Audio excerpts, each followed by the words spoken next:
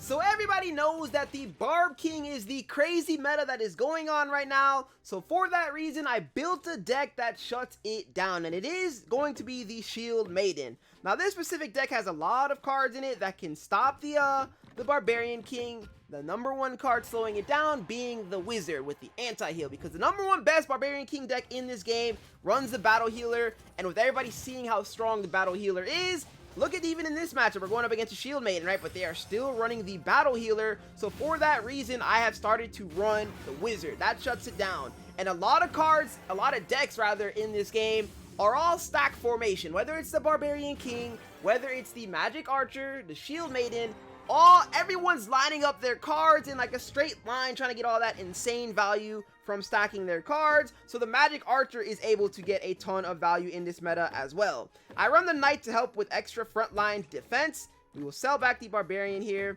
and put in our Wizard, and then I use the P.E.K.K.A. in the back line to stop any miners or princes that happen to get through. So let's see what our opponent's running. He is running the Prince. That's going to push our Knight back, which is why I run the double stack in the front line, because that'll ensure that the Prince doesn't actually get a chance to get through to our back line. And now our Wizard and Magic Archer are able to get tremendous value. And the second I can get my anti-heal, these rounds are going to go really quick, because then the Battle Healer gets no value. 4 elixir card with that heal. She's not even going to be able to get her heal off. And just look at how the Wizard continues to get incredible value from that AoE damage that he's doing. That's going to be an easy 2-0 now. And now we look for the anti-heal. No matter what he does here, he can't, if he doesn't, like, especially if he doesn't have like a miner, he can't actually counter us. The second you play your cards like this in this specific formation, there's nothing that he can actually do to get all the way through. Now I will be beefing up my Knight to 1-star to help on the front line, and then we can play our preventing healing with the Wizard. And now his entire deck is useless. I'm going to keep the exact same formation, expect him to predict that, and look what happens. He pushes our Shield Maiden back, but the Knight's still able to hold down the front line. And now watch as our Magic Archer and the Wizard continue to get all this crazy value. The heal goes up, but nothing happens, right? Looking like a Magikarp, unable to actually do anything about it. And we have all of these healthy troops still alive, and that's an easy 3-0 win. So now we are going up against the Archer Queen. Hopefully we'll get a Barbarian King, because I need to show you guys this Barb King matchup for sure. So that's the reason why we are running the Magic Archer, because once again, when you go up against these decks, you got to make sure you have the counters for specific things. I will be going Magic Archer here, and I try to place my Knight onto the healing spot. Unfortunately, I ended up going with Shield Maiden. But you want to make sure you have cards that can do well against all types of decks. Now, the Shield Maiden in general is just a good counter to the Archer Queen, because she ends up just shooting off the shield and doing a lot of damage to herself. And they do take stun damage here, but then once she gets her ability back, she will be fine. The Knight's going to walk up and do a little bit of damage as well, and that'll be the end of the Archer Queen here in the first round. Nice and simple. And now we haven't even gone to our setup yet, because here's the thing with the Archer Queen, right? People might think, okay, you know, we have the Magic Archer, that's nice and all, so maybe she tries to play her cards closer to the middle, but she can't quite do that if we do have, let's go Knight over here.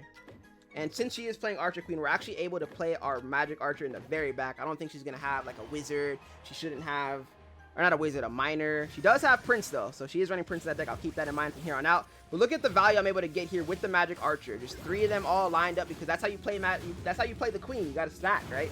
And with everybody stacking in their Barbarian King decks, they're stacking in the Shield Maiden decks, the Magic Archer just gets so much value in this current meta, able to do so much damage. And now that I know he has Prince, I do actually have to play a little bit differently. I don't even need to play the heal spot per se, and I'm gonna be able to buff our Magic Archer here as well, because now I know that for a fact how we're supposed to play this, right? So we'll go here, we'll try to get our Barbarian down, right? Barbarian, nope, no Barbarian. All right, we'll just go with our Wizard then.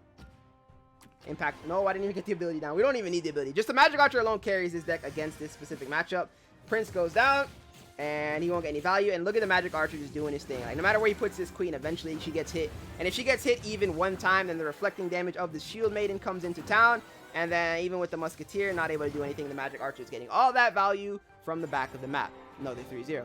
And now we do have a Barbarian King. So I'm glad this matchup came out, because that was the whole purpose. I wanted to show you guys all of the different matchups, and we're able to get it here in this video. So I will be getting down my P.E.K.K.A. early, and I'll be getting down my Wizard early, because he's the one that we want to ensure we get that anti-heal. He's the most important card in this deck. Then we can start to get down all of our other survival cards to keep us alive. I am playing the, okay, so Wizard's gonna get tons of value here. Tons of value, and there's the Shield Maiden turning on. That's going to hurt the Barbarian like crazy. Good stun from his E-Wiz, but that's not going to be anywhere near enough. The P.E.K.K.A. should be able to take down the Barb here. Oh. P.E.K.K.A. not taking out the Barb. Okay, so I normally lose the early games against Barbarian King decks. You know, it is what it is. But I'm surprised over that one. I thought we had that one in the bag. But it's all good, because now we get our Magic Archer up. And with him running E-Wiz, I find it hard to believe that he's running Miner in his deck. He could be. So now we go with the anti-heal for the Barbarian King. And we've got our Magic Archer down. P.E.K.K.A.'s in the back in case he is running Miner. I don't want to pretend, or I don't want to assume without actually knowing, because he might have Miner, he might have Prince.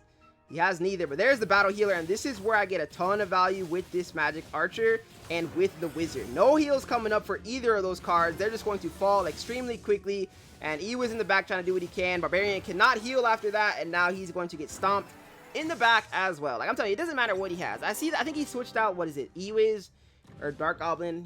People usually run Dark Goblin in this deck instead of E-Wiz. So if he had the Dark Goblin, he'd be even more screwed, because the Dark Goblin just kills himself off of my shield. There's literally nothing he can do. So here I want to get down another 2 elixir card, and then get down, we'll go Knight, because he's our front line, and we get down our last 2 elixir card, which is the Barbarian. And now, I mean, these two will tank the back line and ensure that we don't get taken out by the Archer. We won't give for that value. So he is actually running Miner. I was wrong about that. So Miner comes out. That's why the P.E.K.K.A.'s in the back there to completely shut him down. Healer and the Barbarian King are both getting stopped by my anti-heal, and they're not going to be able to heal up. The Shield Maiden goes down, but she gets a ton of reflective damage off, and now we go up to 1. Can you guys see why this deck is super strong now? Every single meta deck in this current meta gets stopped by this Shield Maiden, which is nice. Even if they are running some sort of anti-meta deck, they still can't get through. And now I increase the Magic Archer right here to the 1-star ability. And because he only has the, I'm going to go with the bonus damage off of the Wizard. He only has Miner.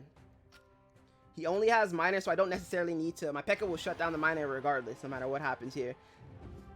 And he doesn't actually send it. So instead, he goes with this 2-star. So this is what a lot of people do as well. But what they don't realize is it's the same story, right? They're beefing up the healer. He knows he can't get to the backline because we have P.E.K.K.A., so he thinks he's playing this smart, but there's really nothing he can do. That's just going to be another easy game, even after they won the first round. And we're up against one more Barbarian King deck. I wanted to show a different one that didn't have the Electro Wizard in it, because I don't even think the E-Wiz is that good right now. I think all he did was switch E-Wiz out instead of having the Dark Goblin, which is, I mean, do what you gotta do. But in this early round here, we're just going to place down 4 cards. I normally lose early round to the Barbarian King, like I said before, so I'm going to see if the numbers advantage gives us this here. And it looks like he's running the traditional #1 deck in the game right now. Wizard's going to get the tremendous value that he always does in these early rounds. And now with that taunt going down, that's going to open up space for my Barbarian to get a ton of damage off. But like I said, we lose first round. There's not really much we can do. The healer is still able to get tons of value. We don't have the anti-heal up, and he'll win round 1. Normal. Sometimes you might even go down 2-0 if you just don't get the rotation, but you need to get your anti-heal down as soon as possible. Once you get the anti-heal down, then everything else falls into place. Luckily for us, we get it right here. I was about to cry. So there it is, and we have to play Magic Archer. We don't get our P.E.K.K.A. yet, so I'm just going to have to hope that he does not have good backline defense, because if he does, we're in trouble. And I actually want to play Knight in the back in case he does have Miner. I don't want to play my Barbarian too far forward. And yep, this is perfect, right? Because every deck stacks in this meta. So now I'm able to get such good Magic Archer value. And all of my cards up on the front line are just going to stack. The anti-heal is now into effect. And this is where the deck, or the match, starts to turn. We're probably going to end up winning this game 3-1. Because I don't think he can actually stop it. You can't stop it once you get the setup going. We'll see what kind of cards he has to put in the front line. I will just... Okay, we'll go with Knight to get that +1. Because we love the Knight. And I need P.E.K.K.A. Thank goodness. So we actually do manage to get our P.E.K.K.A. Now, this formation right here counters Prince, but this formation is better if they play Prince in the middle. So here I'm just going to go with the normal stack formation. If he plays Prince on the right side, no Prince in this deck. If he does have it, he doesn't have it out yet. So now it's time for the Wizard to get that tremendous value once again. No heals coming in. I need my Archer, or my Shield Maiden to get her ability off. She was stunned by the Dark Goblin, which is really fortunate. And now neither of my cards get their abilities off, but... Oh my god, so he's running that Dark Goblin stun. Going crazy for him. You know, well played. Good Dark Goblin stun. It got off at the perfect times. My Shield Maiden was unable to get any abilities off, which is unfortunate, but I don't think he's running I might be able to play both of these cards in the back. And I'm going to buff my Magic Archer, and I'm going to buff my Wizard to do more extra damage, because we need the damage to be able to keep up here. My Barb is pretty, I don't want to say he's useless right now, but when I upgrade him into the late rounds, he'll be fine. For now, I just keep him in the second row, but I still have to see if he does have Prince. Yeah, I knew it. That's why I didn't go ahead and play anything too crazy. But he doesn't have Minor. He's got Prince, no Minor. I'm able to play my Magic Archer in the entire back, because either way, the Prince will not get all the way through to the back. And with all that tremendous Magic Archer value, that's going to be a very clean round. So now, once again, I know he has this Prince. So I've got to formate just like I did right there, with the Magic Archer in the very back. I could even play Wizard right here. I could do pretty much the exact same formation, just to ensure that one of my tanks are doing their job. So Rage stacks infinitely. I could go 2-star Magic Archer if I can find it. We'll go 2-star Magic Archer for Dissipate. That's going to hurt him a lot, and the Magic Archer is going to attack very quickly, which is super good. And yeah, Prince goes right side here, so that's perfectly fine. Magic Archer is going to be able to get a ton of value. He does a lot of damage now. I need the Shield Maiden ability. There we go. And now no anti-heal goes down. P.E.K.K.A's able to hold the backline, keep that occupied, and now it's just a matter of time before he gets absolutely worked. A nice, solid 3-2 victory.